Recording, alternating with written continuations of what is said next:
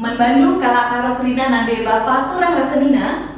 Ulah kamu lupa subscribe channel YouTube ta Ngerepotin Podcast Inspiratif Anak Medan. Bujur Karena literasi itu kan sebenarnya langkah awal untuk masuk ke dunia ilmu pengetahuan. Bagaimana seorang anak bisa memahami ilmu pengetahuan, bisa tahu banyak ilmu pengetahuan kalau misalnya dia itu nggak pandai baca gitu. Kalau menurut aku ya, literasi yang bagus itu sebenarnya nggak sekedar bisa baca dan tulis ya, tapi bagaimana seseorang itu bisa selain punya kemampuan membaca dan menulis, dia juga punya kemampuan untuk memahami apa yang dia baca. Jadi ketika membaca sesuatu, dia benar-benar paham dengan apa yang dia baca. Dia bahkan bisa menceritakan ulang apa yang dia baca tersebut gitu. Dan yang paling penting sebenarnya adalah apa yang dibaca, apa yang diserap dari bahan-bahan bacaan tersebut bisa digunakan, bisa diaplikasikan di kehidupan sehari-hari. Jadi sifatnya sebenarnya aplikatif. Ini aneh kepikiran nih, buku-buku apa kayaknya semua bisa dibaca. Buku tabungan juga termasuk literasi nggak sih? literasi keuangan. Itu akuntansi nggak sih sebenarnya? Orang yang rasional gitu ya.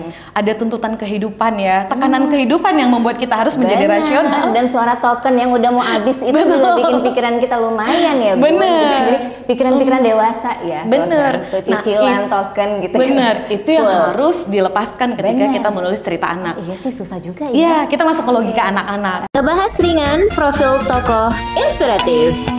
Ngerepotin. Assalamualaikum semuanya. Welcome back to Ngerepotin, podcast inspiratif anak Medan. Warga kerepotan, ini kita kemarin baru aja merayakan yang namanya Hari Buku Anak Sedunia. Nah, ini karena dalam rangka kegiatan itu kita mengundang seorang duta baca dari Tanah Karo. Seru banget pasti kan. Tapi sebelum kita ngobrol, ada pengen pastiin dulu kalian sudah subscribe channel ini. Kalian like, kalian share, kalian komen juga apa yang pengen kalian komen di situ. Dan buat kalian yang udah subscribe, aku ucapin terima kasih. Semoga hari kalian menyenangkan dan keranjang Shopee kalian bisa segera di check out. Oke. Nah, ini kita mau ngobrol soal membaca. Jadi, membaca itu kan kayaknya hal yang umum banget ya kan. Kenapa sih kita harus membaca gitu? Apa sih serunya membaca dan gimana sih perkembangan membaca di kota ini? Kayak tadi bilang, kita mau ngobrol sama seorang duta baca. Yang kakak ini juga selain duta baca, dia adalah seorang penulis untuk film dokumenter. Nah, kakak ini juga adalah seorang founder dari komunitas Ngobrol Buku. Langsung aja kita sapa Kak Eka Dalanta. Halo Kak Eka. Halo. Kakak, sehat? Sehat. Alia sehat? Yes, aku juga sehat. Akhirnya ketemu kembali. Ya, senang. Selamat datang di Ngerepotin Kak Eka. Ya. Dengan jadwal yang padat banget ya kan. Kak Eka Dalanta akhirnya mampir ke studio Ngerepotin. Terima kasih loh Kak Eka. Ya, aku juga makasih sudah diundang untuk ngobrol di sini, ketemu sama warga kerepotan. Warga kerepotan. Ya. Kak Eka, ini aku mau nanya. Ini kan duta baca ya. Bener. Duta baca itu kan sesuatu yang kurang familiar lah di kita gitu. Ada tuh biasanya dengar duta anti narkoba, ya kan? Duta persahabatan ada juga. Ada juga duta jadi duta sampo lain. Emang mau gitu. Duta Salon Seven yang paling paham ya, kita duta Salon Seven deh pokoknya. Nah, ini duta baca gitu. Duta baca itu apa sih Kak? Oke, duta baca ya. Duta baca, kalau duta itu kan sebenarnya orang yang ditugaskan ya, orang yang ditugaskan untuk mempromosikan sesuatu. Oke. Nah, karena ini posisinya aku sebagai duta baca, berarti aku ditugaskan untuk mempromosikan minat baca. Ditugaskan untuk mengajak orang-orang lain menjadi lebih suka dengan membaca. Jadi kira-kira secara general seperti itulah pekerjaan atau tugas dari seorang duta baca, mempromosikan minat baca. Jadi ngajakin orang supaya lebih suka membaca. Bener Al. Nah, kalau duta baca ini Kak, yang melantik itu dari mana gitu Kak? Oke, kalau di Indonesia sendiri ya, warga kerepotan ya, duta baca kita itu kan ada duta baca nasional juga ya, ada duta baca nasional. Sebelumnya ada Mbak Natsua Shihab sebagai duta baca nasional, tapi untuk tahun ini yang terbaru itu ada Mas Golagong, dia duta baca nasional. Kalau duta baca nasional itu dilantik dan dipilih oleh Perpustakaan Nasional Indonesia ya. Sedangkan kalau aku kan duta baca kabupaten daerah, Kabupaten Karo ya, duta baca Kabupaten Karo. Jadi secara apa ya, itu dipilih oleh Dinas Perpustakaan dan Arsip Kabupaten Karo. Oleh pemerintahan Kabupaten Karo sih sebenarnya ya, tapi dalam hal ini adalah Dinas Perpustakaan dan Arsip Kabupaten Karo. Untuk pelantikannya sendiri waktu itu oleh Pemkab Karo, aku waktu itu dilantik oleh Bapak Wakil Bupati, Bapak Theophilus Ginting. Jadi sebenarnya memang ini di bawah pemerintahan kabupaten seperti itu. Berarti kalau duta itu memang kita dipilih ya Kak ya, bukan kita submit gitu. Prosesnya menjadi duta itu. Ya macam-macam sih ya sebenarnya. Berbeda daerah mungkin prosedurnya berbeda. Daerah lain aku pernah lihat juga itu pakai submit, daftar dulu nih gitu, mengajukan diri kemudian ada seleksinya. Nah, kalau untuk Kabupaten Karo kemarin itu memang mereka tidak membuka pendaftarannya, tapi mereka yang langsung melihat track record terus memilih siapa kira-kira calon yang cocok menjadi duta baca. Waktu itu mungkin mereka juga punya beberapa daftar nama, kemudian ada seleksi yang mereka lakukan sendiri ya, mungkin juga bersama dengan komunitas atau penggerak literasi yang ada di Karo juga gitu. Jadi pas seleksi itu kakak nggak tahu tuh ini lagi di lagi diseleksi gitu, kakak nggak tahu? Ya enggak sih, sampai terakhir kemudian ditanyalah kesediaan ya, bagaimana apakah bersedia menjadi duta baca Kabupaten Karo atau tidak gitu. Langsung jawab, yes. Belum sih waktu belum. Kenapa belum? Jadi waktu itu tentu ada pertimbangan-pertimbangan ya. Apa tuh yang jadi pertimbangan kakak? Pertimbangannya misalnya bagaimana, apakah aku punya kapasitas untuk melakukan tersebut, apakah aku capable atau enggak ya, mengemban tugas tersebut. Artinya kan ada satu tugas baru yang dikasih ke pundak gitu ya. Ini aku sanggup enggak sih untuk menjalankan tugas tersebut, itu jadi pertimbanganku yang pertama. Kemudian pertimbangan yang lain-lain juga misalnya apakah ini akan kulakukan dengan maksimal, lebih ke hal seperti itu sih sebenarnya ya. Lebih mikirnya bisa ke diri sendiri gitu bener. Terus seberapa aku bisa berdampak juga gitu untuk Kabupaten Karo. Tapi setelah meminta waktu ya untuk mempertimbangkan itu, kemudian berdiskusi dengan beberapa orang yang aku percaya lah ya. Maksudnya mereka akan memberikan sudut pandang yang lain, mungkin yang berbeda dengan sudut pandangku. Memberikan motivasi gitu. Akhirnya karena kawan-kawan juga orang-orang terdekat juga, ya kan? Support gitu. Termasuk juga aku ngobrol juga dengan tim ngobrol buku waktu itu ya, karena ini pasti juga akan paling enggak karena aku selaku koordinator gitu ya, ya tentu juga akan membagi waktu dan kemudian seperti apa juga dampaknya ke komunitas gitu-gitu. Jadi ada pertimbangan-pertimbangan, tapi semuanya waktu itu support dan melihat ini sebagai sesuatu yang baik. Ya, go ahead gitu. Aku langsung bilang, dong, ya kan? Siap, saya bersedia gitu. Itu berapa lama prosesnya Kak? Dari kakak ditawarin sampai akhirnya bilang, oke, saya siap gitu. Berapa lama ya? Waktu itu sih aku minta beberapa minggu sih ya. 1 atau 2 minggu lah aku minta waktu untuk berpikir, mempertimbangkan, bertanya kepada teman-teman gitu ya, melihat baik buruknya gitu-gitu deh.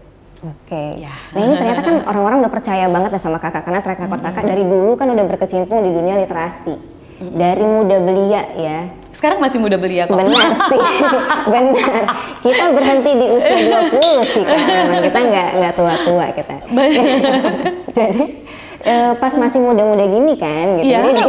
Jadi duta baca tuh apa sih yang dampak yang udah kakak kasih gitu ke orang-orang sebagai duta baca ya. Kalau sebagai duta baca tentu belum bisa diukur ya Alia, karena dan mungkin yang ngukur juga nggak aku lah ya. Pasti yang ngukur harus menerima manfaatnya itu ya. Orang lain juga gitu. Tapi kakak udah cukup puas nggak sih dengan ini kan baru banget ya? Baru banget Al. Jadi sebenarnya indikatornya masih belum bisa lah ya, karena aku juga baru Oktober kemarin dilantik. Oh iya ya. Oktober banget ya. Gimana sih rasanya Kak? Maksudnya apa sih? Aduh gimana ya gitu? Ada nggak sih bingungnya gitu pas pertama kali jadi duta gitu? Bingung sebenarnya karena pelantikannya formal ya. Aku kan nggak formal banget biasanya berkegiatan ya. Kan kalau ini karena di bawah Pemkab gitu ya. Jadi proses pelantikannya itu juga tentu formal gitu. Mengundang juga waktu itu Ibu Gubernur juga datang. Kemudian dari perpustakaan daerah Sumatera Utara juga datang gitu. Jadi kan itu sangat aku bilang ya, bukan sesuatu yang maksudku ya sangat apa sih istilahnya ya, artinya tidak seperti yang biasa aku lakukan lah ya, karena ada formal, bersifat formal gitu. Nah itu yang aku pikir waktu itu jadi ngerasa agak deg-degan, ini gimana ya prosedurnya Bisa ya, nggak sih aku harus seformal itu, ngapain gitu gitu ya? ya, aku harus ngapain nanti ya, berdirinya gimana ya, ini mau kasih senyum atau gimana gitu ya. Senyumnya harus yang nampak gigi atau enggak gitu ya, Ya kan? begitulah. Jadi banyak banget yang dipikirin ya kan. Sementara kita tuh yang kayak apa-apa tuh yang udah ikat rambut aja udah gitu. Ini pasti harus lebih well prepare lagi ya kan di pelantikan. Padahal sebenarnya sesimpel ya udah jalani aja sih sebenarnya, cuman ya namanya karena Hal baru ya. ya Ya kan. tentu Terus sejauh ini jadi, seru banget pasti ya. Jadi duta itu seru banget ya. seru gimana ya, serunya karena ketemu dengan banyak orang ya, ketemu dengan adik-adik di Kabupaten Karo, dan ternyata kadang-kadang sering sekali itu misalnya di luar dugaan aku juga gitu. Apa itu? Ketemu dengan anak-anak SMA yang ternyata mereka antusias, sebenarnya sangat antusias membaca gitu. Tapi selama ini kita nggak tahu juga, tapi mungkin ada keterbatasan akses juga gitu. Kemudian ketemu dengan anak-anak adik-adik di sana ya, anak-anak SMA gitu. Ternyata mereka juga sudah mulai menulis gitu ya. Kak, aku nulis cerpen gitu. Kak, kemarin aku nulis di platform digital apa gitu. Ih, keren banget. Iya, jadi itu kan di luar dugaan sebenarnya ya. Wah, ternyata di Kabupaten Karo gitu ya, ada anak-anak SMA yang seperti itu gitu. Itu hal yang menggembirakan, dan buat aku pertemuan seperti itu sangat menyenangkan. Seru banget ya. Ternyata mereka itu udah lebih dari yang kakak bayangin gitu. Kayaknya bakalan mulai dari awal banget yang menjelaskan soal literasi gitu mungkin Bener, ya. tapi ternyata nggak dari semua. awal. Bener-bener nggak semua ya. Iya. Nah, tapi kalau kita cerita masalah literasi nih ya, jadi kan kalau di Dinas Pendidikan dan Kebudayaan ini kan jadi hal yang concern banget ya gitu. Literasi dan numerasi gitu yang pengen ditonjolkan gitu untuk pendidikan. Jadi kayak kakak bilang tadi, di sekolah ternyata anak-anak tuh udah mulai ini ya punya keinginan buat menulis gitu. Nah sebenarnya dukungan sekolah tuh harus kayak gimana sih menurut kakak? Oke, dukungan sekolah ya. Yes. Sebenarnya besar banget ya, besar banget sebenarnya sekolah punya peran, karena bagaimanapun seorang anak itu kan waktu terbesarnya itu di sekolah ya, selain di keluarga. Jadi sebenarnya ada peran keluarga, ada peran sekolah juga gitu. Untuk sekolah sendiri ya karena memang dia institusi pendidikan gitu. Pengennya ya jangan konsennya ke ilmu pengetahuan yang maksudku ya ke sains aja gitu, tapi juga ke bagian literasinya itu, karena literasi itu kan sebenarnya langkah awal untuk masuk ke dunia ilmu pengetahuan. Bagaimana seorang anak bisa memahami ilmu pengetahuan, bisa tahu banyak ilmu pengetahuan kalau misalnya dia itu nggak pandai baca gitu. Jadi kan itu sebenarnya langkah awal ya, langkah awal kemahiran literasi itu langkah awal untuk masuk ke ilmu pengetahuan tadi. Jadi kalau anak-anak kita pengen mereka tahu banyak, ya mereka harus punya literasi yang bagus juga gitu. Kalau kita cerita literasi yang bagus nih, literasi yang bagus itu kayak gimana kak? Kalau menurut aku ya, Yes. literasi yang bagus itu sebenarnya nggak sekedar bisa baca dan tulis ya, tapi bagaimana seseorang itu bisa selain punya kemampuan membaca dan menulis, dia juga punya kemampuan untuk memahami apa yang dia baca. Jadi ketika membaca sesuatu, dia benar-benar paham dengan apa yang dia baca. Dia bahkan bisa menceritakan ulang apa yang dia baca tersebut gitu. Dan yang paling penting sebenarnya adalah apa yang dibaca, apa yang diserap dari bahan-bahan bacaan tersebut bisa digunakan, bisa diaplikasikan di kehidupan sehari-hari. Jadi sifatnya sebenarnya aplikatif. Nah, literasi yang bagus itu yang seperti itu, nggak sekedar membacanya saja, tapi bagaimana menyerap ilmu pengetahuan tersebut dan menggunakannya di kehidupan sehari-hari. Jadi sifatnya. Kalau misalnya literasi yang bagus itu apakah terbatas untuk buku-buku sastra doang? Apakah kita bisa bilang dia punya literasi yang bagus kalau dia baca buku sains, dia punya literasi yang bagus, itu termasuk literasi yang bagus juga nggak sih gitu? Ya, tentu nggak. Agak ribet ya nanya. Iya. Gitu. Aku tuh bayanginnya literasi itu cuman soal buku sastra, buku bahasa Indonesia gitu. Tapi kalau buku sains itu kita termasuk ini nggak sih? Memahami literasi juga nggak sih gitu? Ya, literasi juga dong, semuanya dong ya, semuanya. Berarti semua yang berbentuk teks itu adalah literasi. Iya, semua ilmu pengetahuan. Semua ilmu pengetahuan ya, itu adalah literasi. yang diperoleh dari bahan bacaan itu adalah literasi, dan semuanya kan saling melengkapi. Jadi sebenarnya nggak bisa berhenti di satu aja. Seorang anak ya dia murni belajar sains aja gitu, ya itu kan nggak cukup ya. Kan manusia itu kan nggak hanya terdiri dari satu unsur, terbentuk dari satu unsur. Dia punya jiwa, dia punya badan, dia punya jiwa gitu kan. Artinya kan harus dilengkapi. Oke, sains, seorang anak belajar sains, tapi dia kan juga harus dilengkapi dengan pengetahuan-pengetahuan yang lain, misalnya sastra itu tadi gitu. Karena apa? Karena dengan sains dia menjadi pintar, menjadi punya pengetahuan gitu ya. Tapi dengan sastra itu tadi dia kan belajar untuk membangun empati. Jadi kan harus sejalan harus gitu. Ini ya, semuanya ada tuh komponen-komponennya gitu ya. Berjalannya beriringan. Kalau misalnya dia cuman pinter doang gitu kan, tapi dia nggak punya empati, kan bahaya ya. Oke. Jadi ini harus bareng-bareng. Harus balance ya. Bener. Oke. Gitu. Nah tapi kalau di sekolah sejak kapan sih idealnya kita tuh belajar tentang literasi? Sejak dini dong. Sedini apa sih? Sedini mungkin, Sedini mungkin. sedari awal. Karena kan seperti yang aku sampaikan tadi, untuk masuk ke ilmu pengetahuan itu sendiri, ya masuknya dari membaca gitu. Jadi ya kalau ingin masuk ke ilmu pengetahuan harus punya pemahaman soal literasi itu tadi gitu. Jadi sejak dini memang diajarin gitu, walaupun nggak bisa. Maksudku kayak gini loh. Kalau misalnya anak yang kecil dari dini banget, mungkin literasi nggak langsung diajarin baca tulis gitu kan, tapi dibacain gitu ya. Gitu. Kan membacakan buku cerita itu adalah langkah paling awal banget aku pikir ya. Jadi kenapa membacakan buku cerita gitu? Karena kan ketika seorang anak ngelihat, kalau sekedar didongengin aja tanpa baca buku cerita itu kan budayanya budaya verbal banget ya. Tapi kalau misalnya dengan membacakan buku cerita, selain budaya verbal kan juga sudah diperkenalkan buku cerita itu sendiri. Oke. Si anaknya juga ketika orang tuanya ya membacakan buku cerita gitu, kan ngelihat orang tuanya pegang buku gitu. Jadi dari kecil udah terikot. Iya dong, itu, bener, gitu ya. bener. Jadi pemahamannya ya udah, aku dibacakan buku cerita, berarti sumber ilmu pengetahuan itu kan dari buku itu sendiri gitu. Jadi ya kebiasaan itu, kepikir kebiasaan baik yang perlu dibangun ya dari anak yang masih kecil banget, dibacakan buku cerita gitu. Si anaknya kan belum bisa baca tuh, jadi dibacain buku cerita, kemudian diajak ngobrol, diajak membicarakan apa yang baru saja didengar gitu kan. Mungkin dari gambar-gambarnya, karena anak-anak belum bisa membaca, mereka akan gitu ya. Dan mereka mungkin punya versi sendiri dengan melihat gambar-gambar. Imajinasinya tuh liar banget pasti anak-anak. Bener. Itu gitu anak-anak tuh emang lebih bagus dibacain buku cerita ya, jangan dibacain buku tabungan ya. Kayaknya lebih menambah beban pikiran ya. Jadi kita harus yang ringan-ringan dulu. Dan mungkin belum ngerti juga nih perkara buku tabungan. Benar. Ini aneh kepikiran nih, buku apa? Kayaknya semua bisa dibaca. Buku tabungan juga termasuk literasi nggak sih? literasi keuangan. Itu akuntansi nggak sih sebenarnya?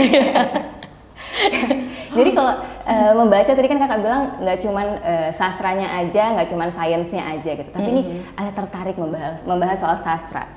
Sastra itu apa sih kak? Oke, sastra ya. Sastra itu kalau dari asal katanya ya, kita ngomongin dari asal katanya dulu, susastra. Susastra itu berarti tulisan yang indah. Tapi kan karya sastra itu nggak hanya terbatas tulisan yang indah ya. Tapi karya sastra itu adalah sebuah karya fiksi, karya fiksi yang ditulis dengan indah, dan kemudian dia juga merekam kenyataan dan peristiwa-peristiwa sosial yang ada di sekitar kita. Jadi dia nggak sekedar untuk entertain, tapi dia juga memberi kebermanfaatan kepada pembacanya gitu. Kayak menurutku sejarah itu sih gitu ya. Beda dong. Kalau sejarah kan dia merekam fakta, merekam peristiwa yang benar-benar terjadi kan. Kalau yang benar-benar terjadi itu kita nggak bisa sebut itu sebagai sastra. Ya sastra juga mungkin merekam peristiwa yang benar-benar terjadi, tetapi kan dia mengolahnya kembali menjadi sebuah karya fiksi. Di sana ada imajinasi, makanya kan dalam karya sastra itu ada alur, ada plot, kemudian ada unsur dramatiknya juga gitu kan. Mungkin ada unsur humornya juga, mungkin ada unsur cintanya juga gitu ya. Jadi kan itu yang membedakannya dengan sejarah. Kalau sejarah ya bagaimana peristiwa yang terjadi ya benar-benar seperti itu diceritakan gitu. Idealnya seperti itu ya. Tapi bisa juga dibikin jadi sebuah karya sastra tuh, dari sebuah sejarah dibikin bisa sebuah banget, gitu bisa ya? Bisa kali lah kalau orang Medan bilang bisa kali. Bisa kali ya. Kan? Iya bisa. Tapi kali. kalau sains kak, buku-buku sains, buku-buku matematika gitu, bisa nggak sih dijadiin buku sastra gitu? Itu termasuk sastra juga nggak sih? Kalau dia buku teks tentu bukan buku sastra ya. Tapi kalau misalnya ketika sesuatu yang berdasarkan ilmu pengetahuan, tapi kemudian dicampurkan dengan imajinasi dan fiksi, itu bisa menjadi karya sastra. Jadi kalau buku sains pun tapi dia dengan narasi yang dibikin sedemikian rupa tuh Bisa. dibikin secantik mungkin, sebagus mungkin, seindah mungkin, itu bisa jadi sebuah karya sastra. Namanya fiksi science fiction. Oh gitu. Nah misalnya nih ya, aku kasih contoh misalnya nih, kalau cerita anak dari tahun 80-an sudah ada sebenarnya, Indonesia sudah punya loh fiksi sains yang itu dikhususkan untuk anak-anak. Judulnya Penjelajah Antariksa, karya Joko Lelono. Nah itu ngomongin tentang bagaimana tokoh-tokohnya itu berkeliling di luar angkasa gitu. Mereka ngomongin planet-planet, sebenarnya kan sains banget. Tapi ketika itu dipadukan dengan imajinasi dan fiksi, akhirnya menjadi sebuah karya sastra.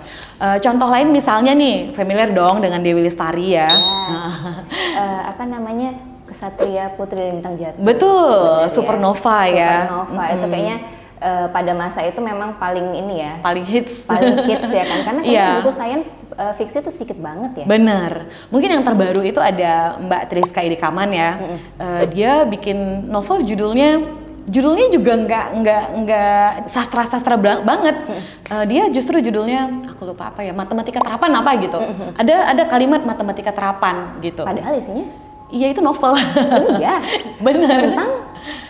Tentang apa ya, dia ngomongin matematika juga, tapi itu bagaimana caranya hal-hal yang teori-teori matematika itu tapi dimasukin ke karya sastra, itu mungkin jadi pintu masuknya tentang kehidupan juga gitu. Bagaimana teori-teori matematika itu dikait-kaitkan dengan hal-hal di kehidupan sehari-hari gitu. Lucu banget. Banget. Aku tuh ngebayangin deh kalau misalnya guru-guru matematika tuh pada ini ya, dari sastra, ada anak-anak sastra gitu kan, kayaknya belajar matematika tuh lebih nangkep ya, nggak semenyeramkan yang dulu sih. Aku nggak tahu sih sekarang udah lebih seru ya belajar matematika sekarang ya. Tapi kalau buku sastra yang beneran buku sastra apa aja tuh Kak? Ya apa ya, ini susah nih pertanyaannya. Contohnya yang disebut buku sastra. Kalau aku ya, buku-buku sastra ya tentu yang ditulis oleh sastrawan-sastrawan. Mungkin aku sebut beberapa nama yang sudah kita kenal juga sebagai sastrawan di Indonesia gitu ya. Katakanlah misalnya ada Senunggu Miraji Dharma, Ayu Utami, banyak nama ya. Ada Nido Paras Erlang, siapa lagi ya, Faisal Odang misalnya, Aprizal Malna misalnya untuk puisi.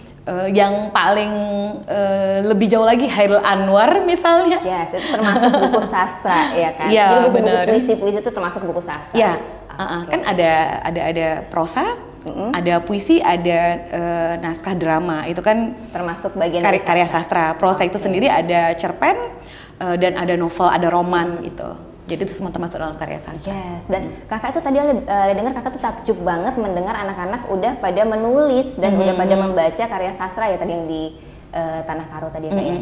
Nah itu gimana sih peran sekolah mereka itu untuk memperkenalkan sastra? Kakak ada terlibat juga nggak sih di situ? Itu kan masih perkenalan awal juga sebenarnya aku dengan mereka ketemu, tapi ternyata mereka juga bisa membuatku takjub tadi ya. Wow, ternyata mereka sudah mulai menulis gitu. Ini aku pikir juga memang tentu tidak terlepas dari peran sekolah. Menurutku ya peran sekolah itu sangat penting, peran guru itu juga sangat penting. Nah itu pentingnya gimana tuh? Nah guru yang menyenangkan tentu akan membuat pelajaran itu menjadi menyenangkan buat anak-anak. Yes, mungkin bener. balik ke pengalaman kita sendiri ya. Kalau ketemu sama guru yang kita nggak suka, pelajarannya pun mungkin kita males ya. Ini bukan apa-apa ya Bapak Ibu guru ya. Tapi faktanya memang begitu gitu. Iya, tapi maksudku seperti ini, peran guru itu sangat penting. Aku berangkat dari pengalamanku pribadi juga. Kenapa misalnya nih, aku suka dengan dengan sastra misalnya, karena aku suka dengan pelajaran bahasa Indonesia dulu di sekolah gitu. Karena aku ketemu juga, berterima kasih ya kepada guru-guru bahasa Indonesia aku dari SMP, SD, SMP, SMA. Masih ingat nggak namanya Kak? Ada beberapa yang aku ingat ya, boleh Coba disebut? sebutkan, boleh dong. Ada Ibu Sur dulu, panggilannya Ibu Suryati waktu SMA, ada Ibu Ginting juga. SMA di mana Kakak waktu itu? Di Pancur Batu. Pancur Batu. Ibu Iya. Sur. Ibu Sur terima kasih banyak. Ini anak Ibu udah jadi begini. Jadi duta baca. Iya. Terus ada Ibu siapa lagi? Waktu SD ada Ibu Maimunah waktu itu. Nah, itu juga kupikir adalah guru yang menyenangkan gitu. Terima kasih untuk semua guru-guruku. Yang menjadi inspirasi ya buat yang suka baca ya. Iya, dan tentu menempa aku juga ya untuk sampai ke satu kondisi yang seperti sekarang suka baca gitu. Mereka punya peran, guru-guru ini punya peran, punya bagian lah ya. Selain bagian dari keluarga juga ya, keluarga juga punya peran. Tapi itu tadi guru tadi juga punya peran sangat besar ketika mereka belajar, mengajar dengan menyenangkan. Siswa juga belajar dengan menyenangkan gitu. Kita juga suka, kita juga antusias untuk mengikutinya. Tapi kalau misalnya ngelihat gurunya aja udah takut, mau belajar juga udah gemetar, mungkin mau masuk kelas pun males gitu. Bener. Pakai alasan-alasan lah, sakit lah misalnya, jadi bolos yang gitu-gitu kan gitu. Jadinya nggak masuk tuh apa yang diajarin gitu ya. Bener. Tapi apa sih yang bisa dilakuin sekolah gitu untuk bikin kegiatan belajar itu menyenangkan gitu? Yang bisa dilakukan sekolah ya. Ini agak banyak sih sebenarnya yang bisa dilakukan sekolah ya. Gitu? Misalnya apa ya? Kayak fasilitasnya yang menyenangkan atau buku-bukunya yang lebih seru gitu. Apa sih yang kira-kira? Itu pasti ya. Oh gitu. Fasilitas tentu mendukung ya. Kemudian juga ya ketersediaan buku tadi juga ya. Artinya buku yang disediakan juga sesuai dengan usia siswanya ya. Oke, jadi jangan berat banget ya untuk anak SD. Kita tuh udah baca NH Dini gitu ya. NH Dini bisa sih untuk SD. Bisa ya. Ada buku-buku tertentu misalnya yang kayak matching ke SD ya. Ya, sebuah lorong untuk sebuah lorong di kotaku misalnya, atau Langit dan Bumi Sahabat Kami, itu kan masih cocok ya untuk usia SD gitu misalnya. Tapi kalau yang lain-lain kan mungkin untuk SMA lah ya gitu. Artinya gini nih, ketika dia dasar banget gitu kelas 1 sampai kelas 3 misalnya ya, atau yang pautnya gitu, berarti buku-buku yang disediakan juga harus sesuai dengan mereka. Untuk anak yang punya keterampilan membaca itu masih sangat dasar, ya berikan buku yang cocok dengan mereka, yang banyak gambarnya mungkin gitu. Lebih apa ya, colorful gitu ya kan. Gitu. Jadi tidak teks aja, tidak melulu teks gitu, ada gambar dan mungkin itu mendorong mereka karena kemampuan membacanya juga masih terbatas ya. Mungkin kata-kata yang di dalam buku itu juga jangan yang ribet-ribet banget gitu ya kan. Dan terbatas juga kan, mungkin untuk satu halaman itu hanya berapa kata gitu kan, berapa kalimat gitu.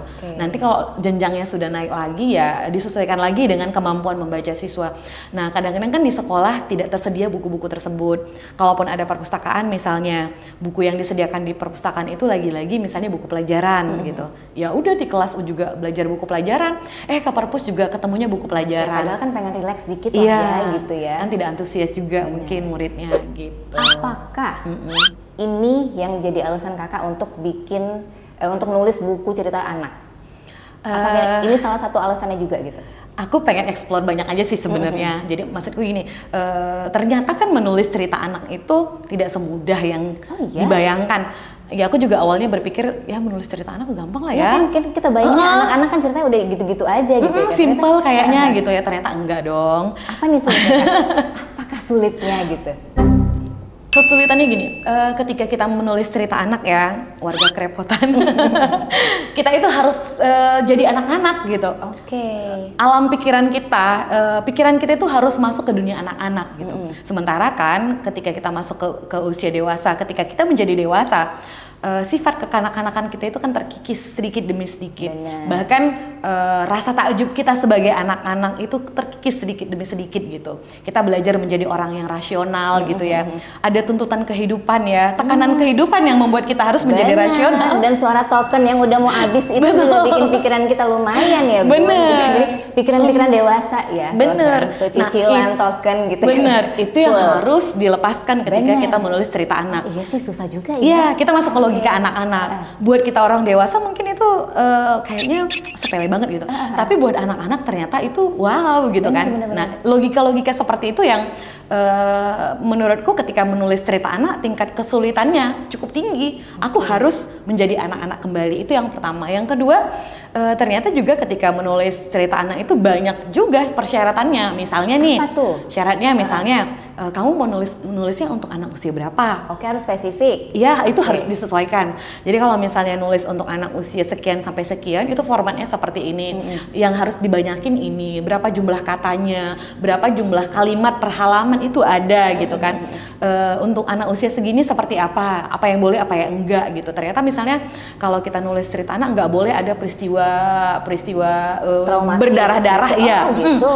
Peristiwa traumatis nggak boleh ada, berdarah-darah nggak boleh ada, misalnya memakan misalnya itu dihindari gitu. Iya. Kalau luka ada darahnya itu juga harus dihindari Itu kan misalnya. bahasa-bahasa yang kita pakai untuk tulisan-tulisan kita gitu ya. Bener. Nah, hal seperti itu yang jadi Nggak challenge, boleh ya? ya jadi Oke. tantangan juga buatku, dan aku ya pengen explore banyak hal gitu. Kalau nulis cerita untuk orang dewasa seperti ini, ternyata menulis cerita anak ya tantangannya ada ya seperti ini gitu. Oke. Ya selain tentu juga yang kayak Al bilang tadi ya, memperkaya juga lah ya cerita-cerita anak. Walaupun aku masih baru banget ya nulis cerita Ketagihan anaknya nggak sih juga gitu. bikin cerita anak kakaknya? Pengen lagi nggak sih gitu? Ya pengen lagi sih. Kan kayaknya kita harus penasaran sama banyak hal gitu kan. Oh, kok hujannya turun dari atas ya gitu, emang di atas Bener. ada apa gitu ya kan. Bener. Kayaknya pertanyaan-pertanyaan yang nggak kita pikirin lagi gitu Bener, kan. gitu. Yang kita pikirin udah jadwal besok mau kemana ya gitu Iya, kan. Nggak iya. sempat deh mikirin kayak matahari ini kok warnanya begini ya gitu. Bener. Tapi itu butuh waktu yang panjang banget nggak sih untuk menyelesaikan satu buku, Kak? Untuk menyelesaikan satu buku anak ya, kalau untuk buku cerita anak, nyari idenya lah pasti ya, nyari ide. Referensinya kemudian, dari mana sih, Kak? Atau ngobrol sama anak-anak gitu atau gimana? mungkin dari pengalaman sehari-hari juga gitu. Terus mungkin memperhatikan anak-anak yang kita kenal gitu, ketika bergaul gitu. Kemarin gimana ya gitu, atau ya dari bank ingatan juga lah ya. Oke. Itu yang jadi sumber idenya itu Sumbernya sendiri. dari situ ya. Benar. Seru banget, tapi ini kayak Kak Eka ini kan berusaha supaya anak-anak punya banyak bacaan referensi bacaan buku gitu. Tapi kan Kak, ini pada faktanya gitu, ini kan membaca itu banyak yang nggak suka ya, karena kan kayak kita harus mengolah informasi dari yang kita baca, habis itu kita menggunakan imajinasi kita juga gitu. Sementara kan kalau kita sekarang nih gitu, kita udah bisa nonton reels tuh. Benar. Nah di reels itu kan udah ada tuh, udah diceritain lah gitu, udah disuapin lah ibaratnya kita gitu. Ini kakak ngelihat perkembangan zaman ini gimana, Kak? Oke. Akankah ini akan menggeser kebiasaan membaca gitu? Oke. Ya, sekarang kan memang kita masuk ke era teknologi ya, era teknologi yang itu tidak bisa dihindari lagi. Itu adalah sebuah keniscayaan gitu. Benar. Jadi mau tidak mau memang kita harus menghadapinya gitu. Kita juga memang mengalami satu lompatan. Artinya ada fase yang dilewati juga gitu. Harusnya kita masih fase membaca, fase literasi, tapi langsung lompat ke digital yang ini belum kelar, tapi akhirnya masuk ke digital tadi gitu. Orang-orang lebih tertarik dengan melihat informasi secara digital. Memang ya seperti yang kita ketahui ya, melihat yang visual itu jauh menarik gitu.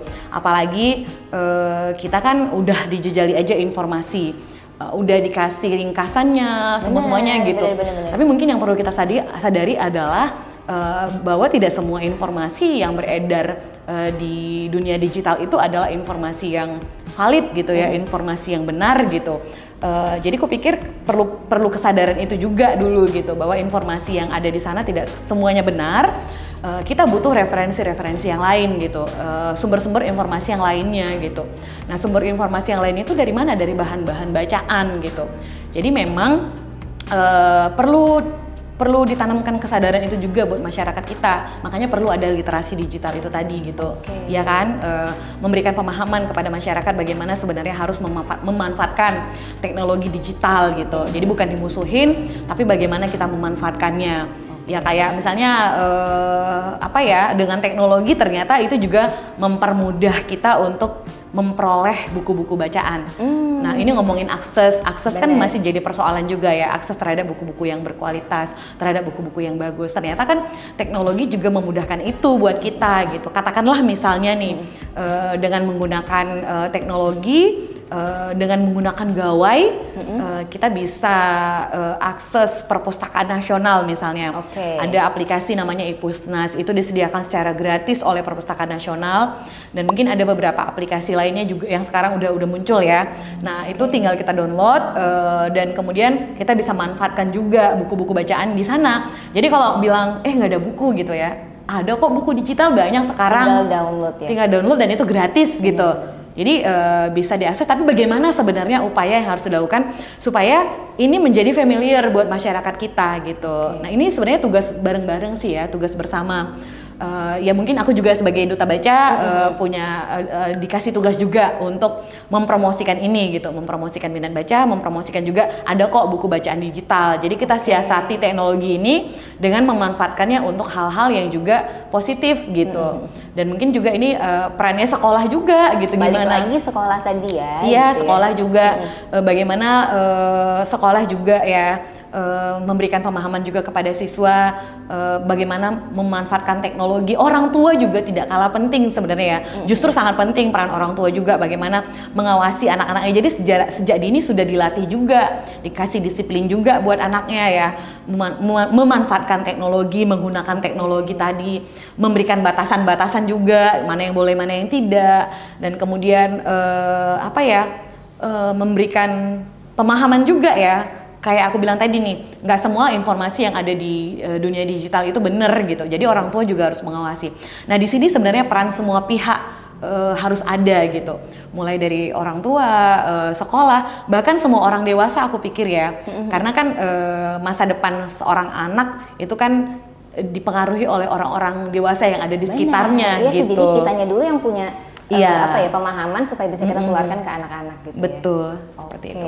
Tapi kan memang kita nggak bisa menutup mata juga kan dengan gempuran reels yang udah ngasih banyak banget informasi yang kayaknya anak-anak tuh kayaknya mungkin 3 menit gitu mereka udah dapat banyak banget informasi dari reels gitu. Terlepas itu kayak kakak bilang tadi apakah itu informasinya valid atau enggak gitu. Buku-buku sekarang masih cukup menarik nggak sih Kak menurut Kakak? Jadi bisa sekarang mengalihkan anak-anak dari yang nonton reels, kayaknya buku masih menarik kok gitu. Nah itu dia membangun kebiasaan tadi yang harus dimulai Al. Jadi ketika membaca itu sudah menjadi kebiasaan, sudah dibangun menjadi kebiasaan, sudah menjadi gaya hidup. Gaya hidup ya, kalau udah gaya hidup tentu itu menjadi sesuatu yang menyenangkan. Jadi memang sejak dini juga orang-orang dewasa itu juga membangun kebiasaan itu kepada anak. Jadi sebelum mereka akrab dengan gadget, ini kan sebenarnya persoalannya adalah orang tua, aku pikir ya, dan mungkin ngelihat banyak di kehidupan sehari-hari, menggunakan teknologi, menggunakan gadget itu kan untuk mempermudah mereka saja. Misalnya nih anaknya rewel gitu ya. Oh dikasih handphone. Dikasih handphone aja biar diem gitu. Nggak tahu apa yang ditonton. Betul gitu. Okay. Jadi kan sebenarnya nggak seperti itu gitu ya. Jadi orang tua ya kan harus mau repot ya gitu ya. Iya. Harus efektif juga pas ngasih handphone tuh harus jelas nih apa yang boleh ditonton, mana yang nggak boleh ditonton gitu. Betul, ya? Jangan gara-gara anaknya merengek nangis ya udah biar diem, biar pekerjaannya nggak terganggu dikasih gadget gitu. Kan nggak gitu gitu. Jadi kebiasaan membaca, menjadikan itu sebagai gaya hidup, sebagai kebiasaan, sebagai gaya hidup, yaitu memang harus dibangun sejak dini. Jadi ketika orang tua dan orang-orang dewasa lah ya yang ada berada di sekitar anak itu sudah melatih anak untuk mencintai membaca, ya walaupun ada gempuran-gempuran gadget tadi tetap punya ketertarikan menurutku ya. Karena aku juga kan nggak lepas dari teknologi ya. Kan teknologi ini nggak bisa kita hindari ya, ini keniscayaan. Tinggal bagaimana kita memanfaatkannya untuk hal-hal yang positif, ya kayak podcast yang sekarang ini kan, kita menggunakan teknologi secara positif gitu. Bener. Buat menyebarkan informasi yang positif juga. Bener gitu. Jadi ternyata walaupun kita pegang gadget, tetap tuh masih bisa membaca juga kok gitu ya. Bisa. Kan? Bisa ya. Ada tadi yang namanya iPusnas. Jadi itu adalah sebuah aplikasi perpustakaan. Jadi nggak usah repot-repot lagi ke perpustakaan sekarang gitu ya. Kalau misalnya yang mager-mager buat warga-warga yang mager gitu ya kan. Jadi kayak di rumah udah bisa baca banyak buku gitu ya. Mau traveling kemanapun gitu tuh buku udah ada di dalam gadgetnya kita gitu. Walaupun memang buku fisik itu nggak bisa ditinggalin juga ya. Nah itu kenapa sih Kak, kenapa sih buku fisik itu di Kakak tuh nggak bisa ditinggalin gitu? Ada apa dengan buku fisik sampai Kakak tuh nggak bisa move on dari itu gitu? Beda sih ininya ya. Apa sih bedanya? Sensasi ketika membacanya misalnya ya, kenyamanan ketika membacanya gitu. Ya kalau misalnya buku digital seperti yang aku pegang sekarang ini misalnya. Itu lucu banget tau nggak sih? Itu aku kampungan banget tadi aku baru lihat itu apa gitu. Nah buku digital seperti ini kan mungkin nyamannya ya memang kita bisa membaca banyak buku gitu ya, banyak stok buku di sini dengan membawa satu gawai seperti ini. Ada ratusan buku yang bisa kita akses gitu, ya simple dibawa gitu. Bacanya juga bisa cepat ya, tinggal scroll gitu. Tapi kalau misalnya kita baca buku fisik itu, mungkin kenyamanannya ya kenyamanan sentuhan ya kita kan manusia yang apa ya sensorik ya. Oke, yes, benar. Sensorik gitu ya. Jadi ketika kita nyentuh buku itu juga rasanya beda gitu ya. Ada Nyamannya. kenyamanan lah di situ ya gitu. Gitu mungkin hal-hal lain juga lah kalau misalnya baca buku fisik itu mau kegoler gimana aja juga nyaman ya, mau duduk, mau rebahan apa juga. Terus kayak nggak ada cahayanya gitu, betul, gitu ya kan, betul, lebih ramah gitu. di mata gitu ya. Betul, jadi ya ada sama-sama bisa dinikmati sebenarnya tergantung ya. Aku nikmati keduanya sih. Kalau aku pengen baca cepat, aku baca ini misalnya gitu. Kalau nggak bisa bawa yang tadi kayak kakak bilang ya, nggak bisa bawa yang banyak-banyak, bawa buku mau traveling, pakai yang digital. Betul. Gitu. Dan mungkin buat sebagian yang suka, yang pembaca buku, kalau buku fisik itu mungkin katanya aku suka baunya gitu-gitu ya. Itu kan ada aroma khasnya ya. Iya, bau aroma kertas gitu-gitu. Mungkin itu buat inilah ya para pembaca buku. Ya. Jadi makanya gitu sih. Buku fisik tuh kayaknya nggak bakalan punah juga ya. Kalau memang masih ada kita-kita yang memang nggak menyentuh buku fisik ya, nggak move on ya dari buku fisik. Betul. Kak, tapi ini kita cerita tadi ada tentang digital ya kan, perkembangan digital gitu. Nah ini kan sebagai duta baca nih, tantangan yang kakak hadapi gitu. Apa sih tantangan yang kakak hadapi untuk meningkatkan minat baca orang-orang di tengah gempuran teknologi ini, Kak? Apa ya? Ya tantangan itu tadi sih, gimana ya mengajak, kalau aku kan banyak ke sekolah-sekolah ya mengajak adik-adik yang ada di sekolah tadi ngasih waktunya ya, alokasi waktu yang selama ini misalnya untuk scrolling sosial media, buka-buka gadget, tapi gimana caranya supaya mereka kasih waktunya itu untuk baca buku gitu.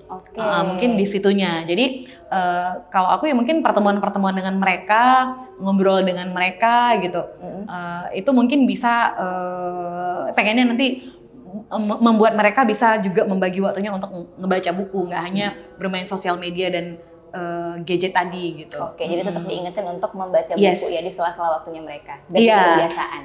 Iya. Dan aku juga sekarang kan kalau di Karo, aku sedang berusaha merangsang adik-adik yang ada di Kabupaten Karo itu misalnya untuk membentuk klub-klub baca gitu.